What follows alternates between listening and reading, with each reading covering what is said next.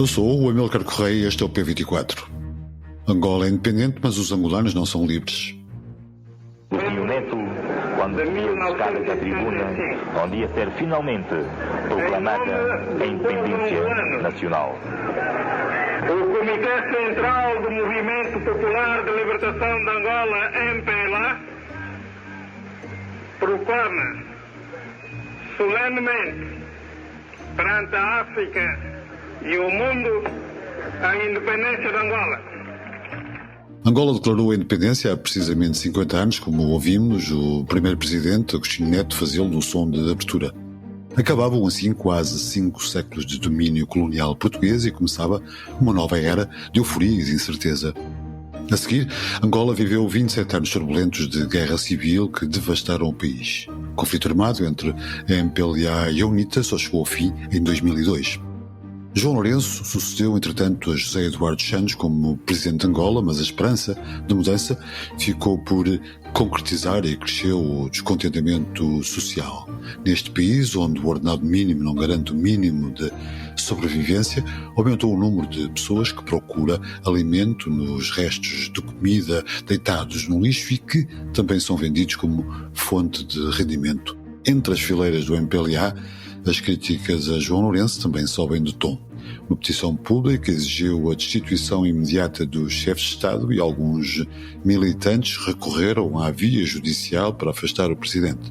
O país entrou no colapso social, onde a fome, a miséria e a pobreza extrema assolam mais de 25 milhões de angolanos, escreveu Valdir Cónego, militante e anunciado pré-candidato à liderança do MPLA na providência cautelar que submeteu ao Tribunal Constitucional com o objetivo de pedir a suspensão de Lourenço das funções que ocupa no partido.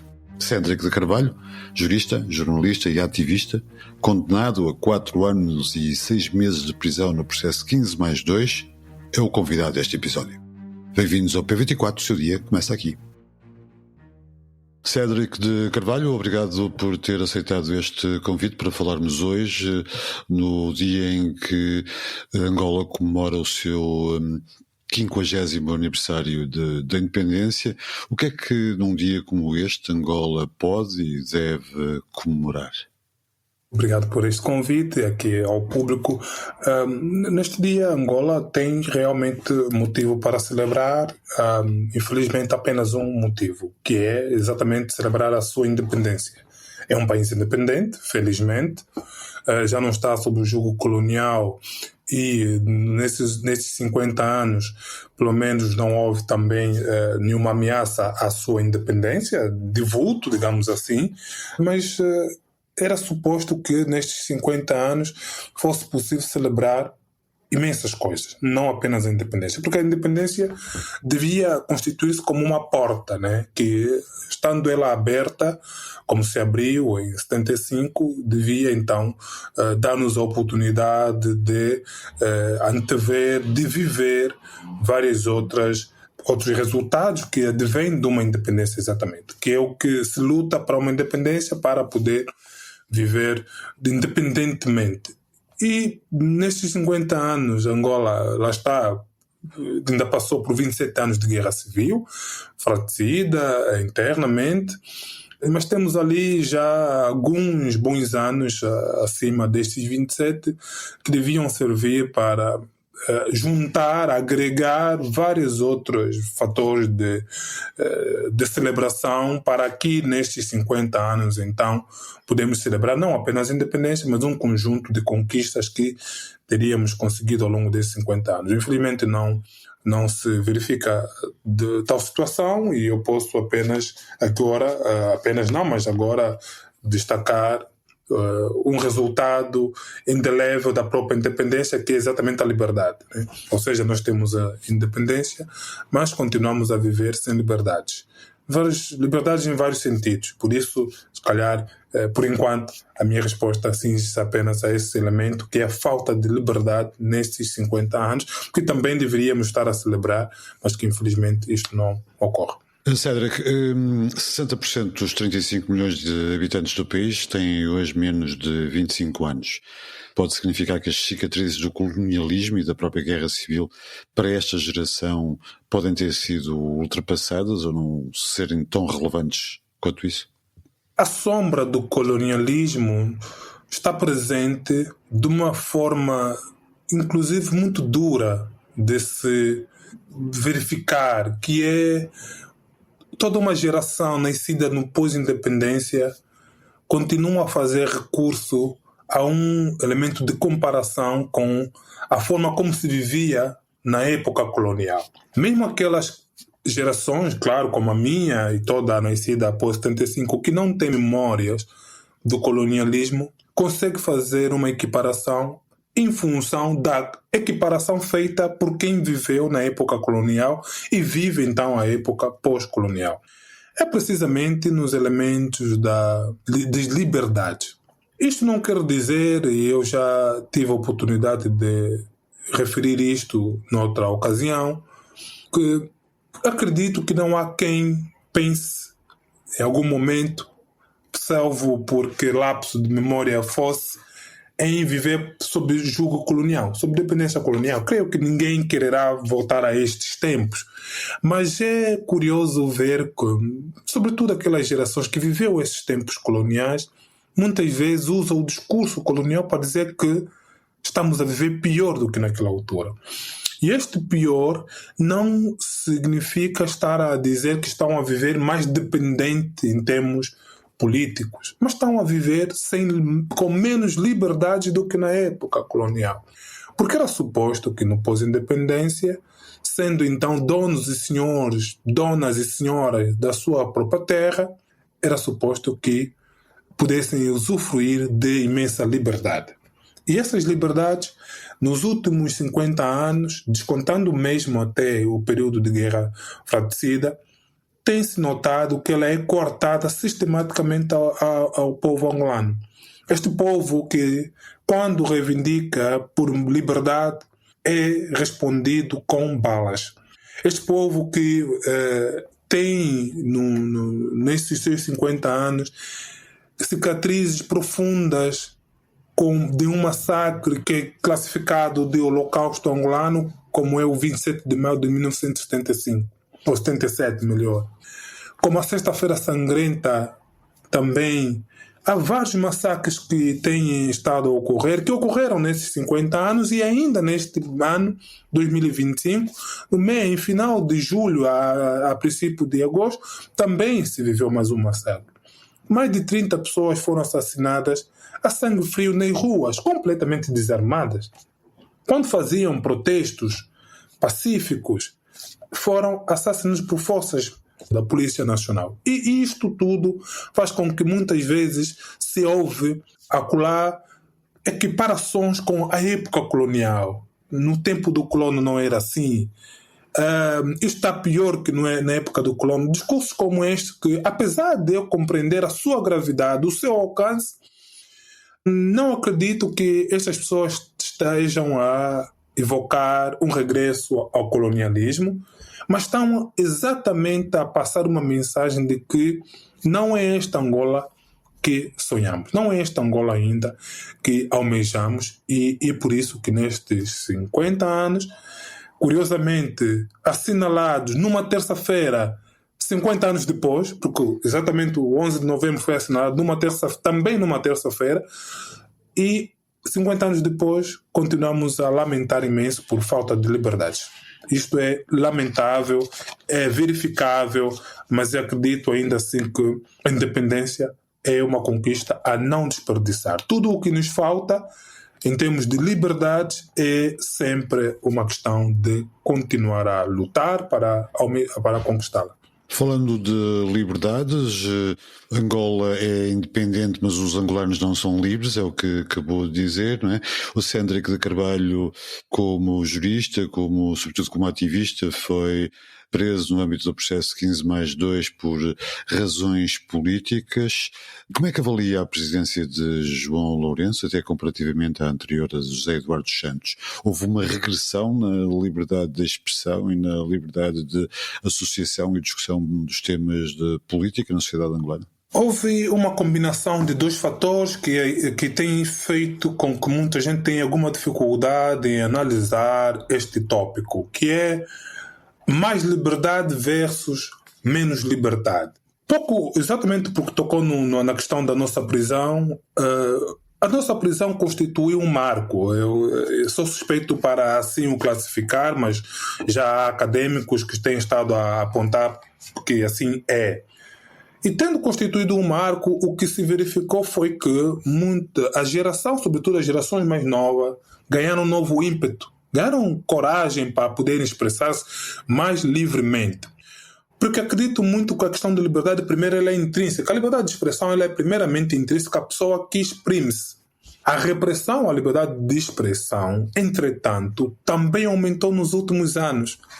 Apesar de existir mais pessoas a exprimirem-se livremente, sobretudo a partir das suas redes sociais. Mas trazendo aqui a colação a questão da liberdade de imprensa, que é possível aferir que há menos liberdade de expressão no país com João Lourenço. Zé Eduardo, enquanto governou durante 37 anos, 38 anos, nunca controlou a comunicação social no país, tal como João Lourenço, nesses seus 8 anos, sensivelmente, que está a governar, está a controlar a comunicação social. Há um monopólio da comunicação social por parte do Estado angolano. A comunicação social estatal, ela é maior do que nos 37 anos de governação de José dos Santos. E sendo ela uma comunicação social estatal, controlada milimetricamente pelo regime angolano, ela não permite que seja usada por quem tem voz crítica, por quem é crítico à governação. E é por isso que ficamos com menos espaço de liberdade de expressão, o que pode parecer uma contradição com o que eu disse à primeira, que é exatamente a mais liberdade de expressão, porque as pessoas estão mais livres para exprimir-se. Nota-se pelas redes sociais, nota-se pelo número de vozes contestatárias que surgiram. Hoje não é apenas uma meia dúzia de pessoas que são interlocutores quando se quer abordar os assuntos sobre a realidade do país. Hoje há muito mais pessoas e também em muitos mais pontos do país, quando antes era muito concentrado também em Luanda e um pouquinho por aí noutras 2 outras províncias que têm assim um pouquinho um protagonismo, né? Nomeadamente Lubango, Benguela. Mas isso agora ramificou-se um pouquinho. Há muito mais intervenientes em várias partes do país.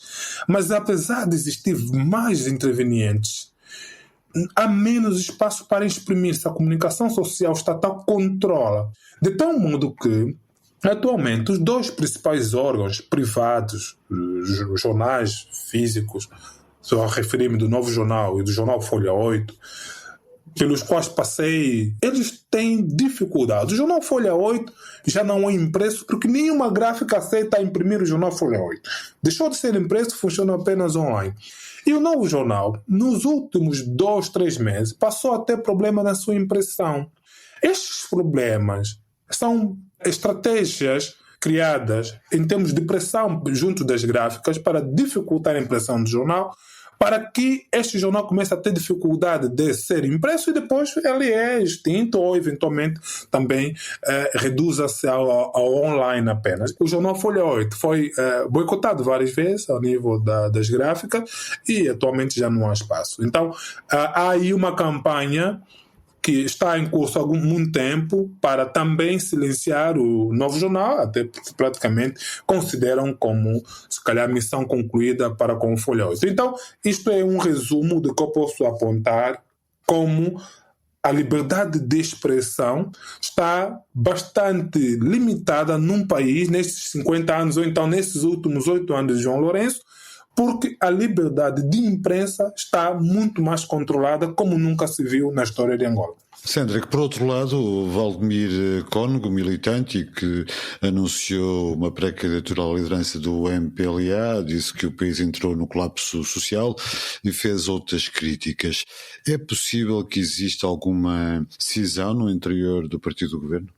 Esta questão é muito interessante porque leva-me a uma conclusão. O próprio caso do Valdir Cónego é bastante interessante porque reforça a minha resposta, que é a seguinte. O MPLA ele é bastante coeso, porque o MPLA tem uma consciência muito bem definida sobre os seus objetivos. Os seus objetivos, ou então o seu objetivo principal, maior, é a manutenção do poder de forma inequívoca, sem nenhum rodeio. Quanto a este objetivo, o MPLA não titubeia, de tal modo que Valdir, ao tentar fazer uma ruptura interna, não tendo o aval, não tendo a bênção do João Lourenço, atual presidente, não pode fazer caminho dentro do MPLA. Ou seja, não pode criar cisão exatamente dentro do MPLA. O MPLA, neste aspecto, ele é bastante coeso, não permite cisões. O 27 de maio de 1967 é uma purga que visou exatamente eliminar e eliminou de forma mais violenta possível a tentativa de cisão. E de lá para cá, o MPLA tem estado a fazer isso sempre que necessário. O jovem Valdir teve muita sorte, né? Porque ele foi apenas expulso, sem sequelas físicas. Não sei se profissionalmente ele terá consequências, não conheço pessoalmente e não acompanho a sua vida, mas pelo menos ele teve uma consequência de uma forma mais suave possível, porque se for necessário, quando alguém ameaça a cisão dentro do MPLA, se for necessário o MPLA usa meios mais extremos, como ocorreu em 1977, mas também há um outro candidato, nomeadamente o general Gino Carneiro, a quem também já começou a ser feito todo o processo de purga dentro do MPLA, né? A comunicação social, inclusive, divulgou notícias, reportagens, apontando-lhe como estando em conluio com um ex-agente da CIA. Também fizeram uma certa colação a 2 alegados agentes do grupo Wagner, 2 cidadãos russos que foram detidos em Luanda. E tudo isto é exatamente no âmbito de uma campanha contra mais um que tenta fazer uma cisão internamente, mas que nota-se que não será possível, porque eles são coesos no seu objetivo principal, manutenção crua, dura do poder. Cédric de Carvalho, obrigado por nos ajudar a explicar o atual momento político e social de Angola neste dia do 50º aniversário da independência. Também muito obrigado. Nicolas Sarkozy libéré, la décision a été rendue en début d'après-midi par la Cour d'appel de Paris, une demande de remise en liberté jugée recevable par les magistrats après une vingtaine de jours de détention. O Tribunal de Recursos de Paris aceitou esta segunda-feira que o ex-presidente Nicolas Sarkozy fosse libertado sob controle judicial, tal como tinha sido solicitado pelo Ministério Público francês. O Tribunal de Recursos analisou o pedido de libertação provisória feito pela defesa do ex-presidente, que começou a cumprir pena na prisão de La Santé a 21 de outubro passado. O julgamento de recurso está agendado para março, ainda sem data concreta, e Sarkozy vai aguardar em liberdade até lá. Saiba mais em público.pt. Obrigado por ouvir o P24. Voltamos amanhã. Para não perder os novos episódios, subscreva este podcast do Público na sua aplicação preferida. Para além deste programa, há mais para descobrir em público.pt/podcasts. O Público fica no ouvido.